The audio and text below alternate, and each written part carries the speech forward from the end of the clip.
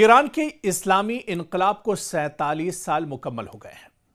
एक जानिब दुनिया भर में ईरानी सिफारतखाने सालगिरह का जश्न मना रहे हैं, तो दूसरी जानिब ईरान के समंदरी सरहदों पर अमरीकी जंगी बेड़े अब्राहम लिंकन ने डेरा डाल रखा है और दुनिया भर का मीडिया एक एक मिनट गिन रहा है कि अब जंग शुरू हुई और तब।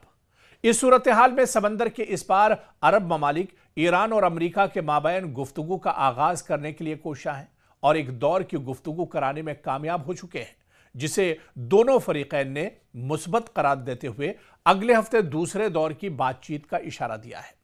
जाहिर है उलझी हुई इस सूरत हाल में पूरा मगरबी एशिया बारूद के ढेर पर बैठा हुआ है।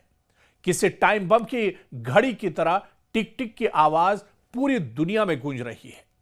मसला सिर्फ मगरबी एशिया तक महदूद नहीं रहेगा, बल्कि जंग के शोलों की तपिश रूस, चीन और भारत समेत पूरे जुनूबी एशिया में महसूस की जाएगी।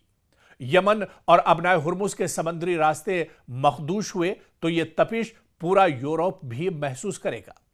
अमेरिका तो वेनेजुएला के तेल से काम चला लेगा, मगर यह तेल यूरोप को भी मिल सकेगा, यह कहना सरेदस्त मुश्किल है। दीगर अशियाए जरूरिया की नक्ल हमल भी मुतासिर होगी। किसी तीसरी आलमी जंग का ऐलान हो या ना हो, मगर हालात आलमी जंग जैसे ही होंगे। शायद यही खदशा है जिसने अरबों को इतना फाल बना रखा है कि वो अमेरिका पर अपने असर और रसूख का इस्तेमाल करके इस मुमकिना जंग को टालने की कोशिश कर रहे हैं। दिलचस्प बात यह है कि खित्ते में ईरान का सबसे बड़ा दुश्मन मुल्क इजराइल भी इस जंग के लिए कोई खास सरगर्मी नहीं दिखा रहा। अमरीकी दिफाई माहिरीन भी इस सूरत हाल को बखूबी समझ रहे हैं।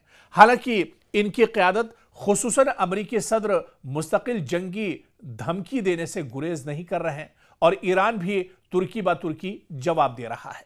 गोया जबानी जंग में किसी जानिब से कोई कसर नहीं छोड़ी जा रही है। इस पस मंजर में अहम सवाल यह है कि आखिर खित्ते में ईरान को इतनी अहम दिफाई और कलीदी हैसियत कैसे हासिल हो गई। इनकलाब से कबल ईरान इस खित्ते का आम सा मुल्क था। अपनी तहजीब और तेल के सिवा इसकी कोई बाअसर सियासी या दिफाई हैसियत खित्ते के दूसरे ममालिक को मुतासिर नहीं करती थी। लेकिन अब जब गुज़िश्ता 47 साल से ईरान पर इंतहाई सख्त इक्तिसादी पाबंदियां लागू हैं, इनकी मईशत बुरी तरह बदहाल है, अवाम के लिए रोजगार के मौके कम है, अशियाए खुर्दोनोश की कीमतें भी आसमान पर हैं और दस्तयाबी भी कम है। ईरानी रियाल की कद्र डॉलर के मुकाबले तकरीबन जीरो हो चुकी है। हर चंद की ये इक्तिसादी नाकाबंदी किसी मुस्तनद आलमी इदारे मसलन अक़वाम मुत्तहिदा की जानिब से आयद नहीं की गई, बल्कि यकतरफा तौर पर अमेरिका की जानिब से आयद की गई है, जिनका मानना है कि किसी भी मुल्क के लिए लाजमी नहीं है। मगर जिन ममालिक पर अमेरिका का इक्तिसादी दबाव है, वो डर के मारे इन पाबंदियों पर अमल करते हैं। चुनांचे हम देखते हैं कि रूस, चीन, इंडोनेशिया, मलेशिया, पाकिस्तान, तुर्की, वस्ती एशिया के बहुत से ममालिक इन पाबंदियों को तस्लीम नहीं करते। भारत भी किसी हद तक ही इसे मानता है, लेकिन जब अमरीकी दबाव पड़ता है तो भारत को न चाहते हुए भी अपनी दाखिली तिजारत के तकाजों के पेश नज़र मानना पड़ता है। हालांकि इससे मुल्क को अक्सर हालात में नुकसान ही उठाना पड़ता है।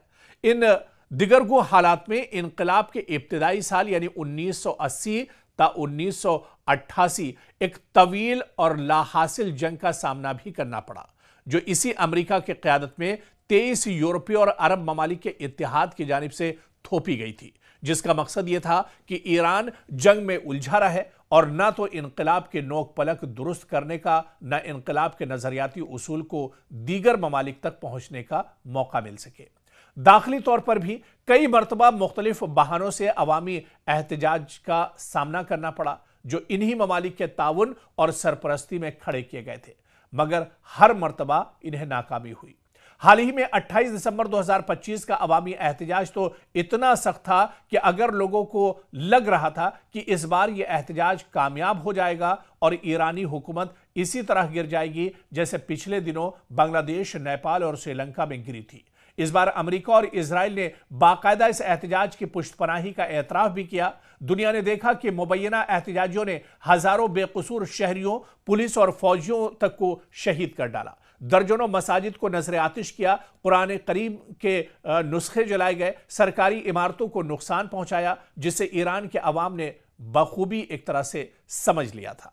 हालांकि यह सब कुछ हुआ और इस बीच ईरान ने अपने इनकलाब का, यानी जो ईरानी इनकलाब कहा जाता है, उसके 47 साल भी मुकम्मल कर लिए हैं। और दुनिया ने देखा है कि एक लंबा जो वक्त है, इस लंबे वक्त में, इस तवील मुद्दत में ईरान ने कौन सी ऐसी परेशानी है जिसका सामना न किया हो। लेकिन न ईरान तब झुका था और न ईरान अब झुका है। 47 साल से ईरान जहां पर था वहीं पर एक तरह से खड़ा हुआ है। ईरान के सुप्रीम लीडर आयतुल्ला खामनई न तो कभी दुश्मन के सामने झुके हैं और न अभी जो उनका रवैया है यह जाहिर करता है कि वो दुश्मन के सामने झुकेंगे। तो हालात अभी भी बहुत नागुज़ीर हैं और हालात अभी भी बहुत कशीदा बने हुए हैं। लेकिन ईरान की तारीख ये बताती है कि ईरान ने कभी दुश्मन के सामने हथियार नहीं डाले हैं।